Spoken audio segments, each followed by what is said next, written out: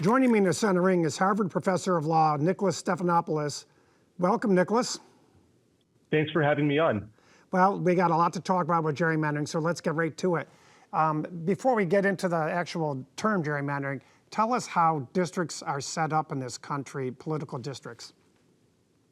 Yeah, so once per decade, we redraw legislative districts all around the country to make sure they all have about the same population. So the census comes out with new population data at the beginning of the decade, and then states and cities and counties all across America redraw their districts to make sure they have about the same population within each district. So if a state like New York, which has been losing population for decades, every 10 years it seems like we're losing another district. I had 45 when I was a kid in New York State about that, and now we're down to 26. And so who decides where those congressional districts go and the numbers? Yeah, so usually redistricting is a bill just like any other one. And so elected legislators would be the ones passing a new district map. That's the norm in most US states.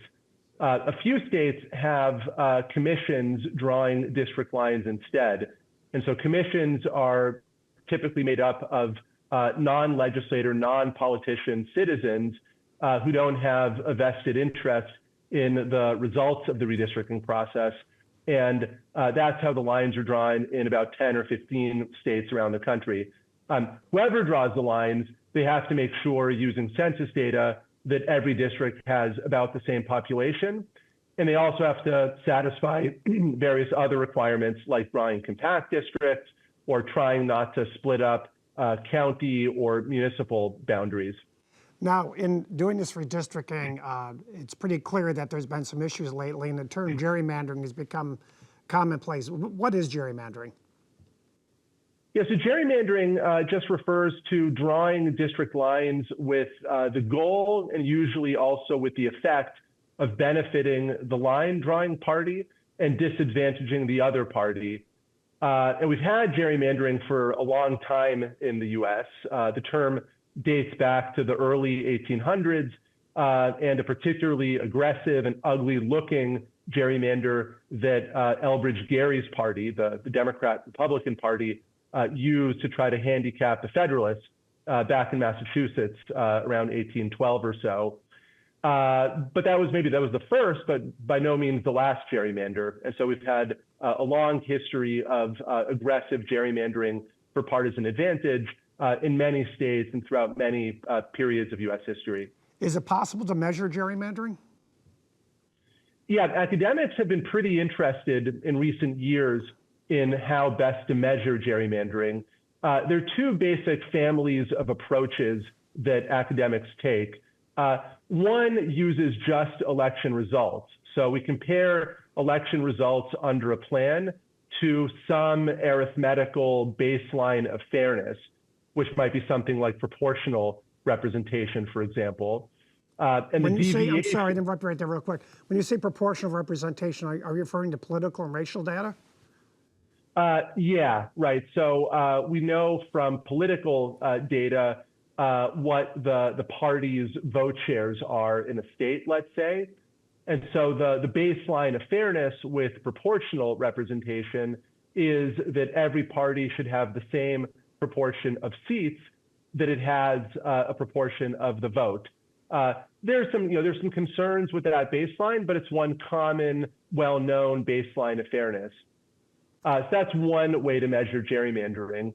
The other increasingly popular way is to program a computer algorithm and tell the computer, give me thousands or millions of district maps that don't incorporate political data, but do achieve every nonpartisan goal that is required.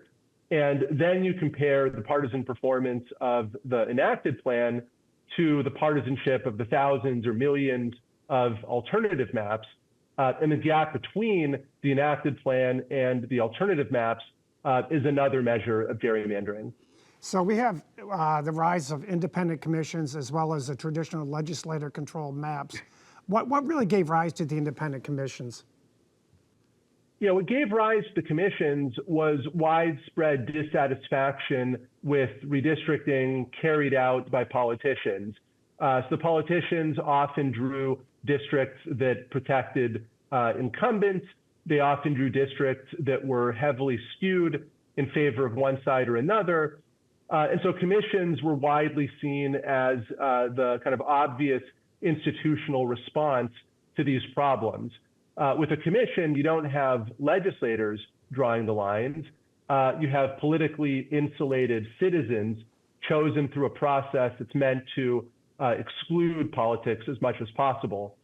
So the idea with commissions is if you can withdraw the motivation for achieving political advantage from districting, you might get more fair, better, more reflective district maps. So people seem like every time there is a new map drawn, there's a lawsuit that follows. So is there a general legal standard for contesting alleged gerrymandering? There's an awful lot of litigation about redistricting, but at the federal level, the answer is that there's not currently a standard for curbing partisan gerrymandering specifically. There was lots of litigation in federal court over this issue, but then in the 2019 decision called Rucho v. Common Cause, the U.S. Supreme Court decided to take federal courts out of the business altogether of policing partisan gerrymandering. So since 2019, there's been no more partisan gerrymandering litigation in federal court. But of course, states have their own constitutions too. And so there are a number of states, 10 or more states, where they've recognized state constitutional standards for stopping partisan gerrymandering. And usually those state standards require something like partisan intent, a large partisan impact, and there being no innocent explanation for the large bias of a district plan. Well, I guess I want to finish up here with perhaps the most important question, and that is, what effect is gerrymandering having on voters, real and perceived? So gerrymandering has an enormous effect on representation, which is something voters care a lot about. So in modern American politics, gerrymandering is basically without equal in its power to affect, to skew representation, to change the number of Democrats and Republicans, liberals and conservatives in a legislature. And so there's basically no electoral policy today that affects representation or enacted policies as much as gerrymandering, which is why a lot of people care so much about it. Additionally, gerrymandering can have a kind of deterrent, chilling effect on targeted voters. If I'm a Republican voter in my state of Massachusetts, or if I'm a Democratic voter after the new Texas gerrymander goes into effect, I may well feel deterred from voting, deterred from actively participating in the political process, because what's the point? It's obvious the maps have been rigged in advance to reduce the impact of my vote, of my campaign activity, of my campaign contribution. So all of these are ill effects of gerrymandering. Professor Stephanopoulos, thank you so much. You really set the table perfectly for us, and we appreciate your insight.